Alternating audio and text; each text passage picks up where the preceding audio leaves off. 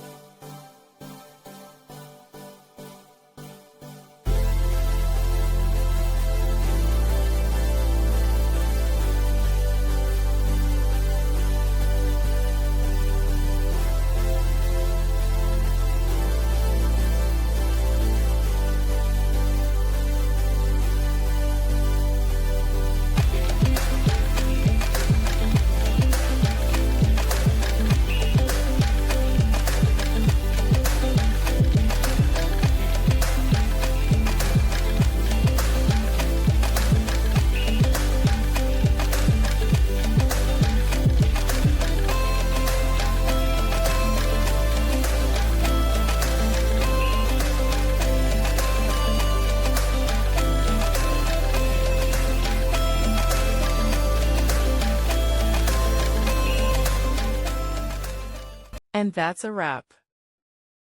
I hope you found the answer you were looking for.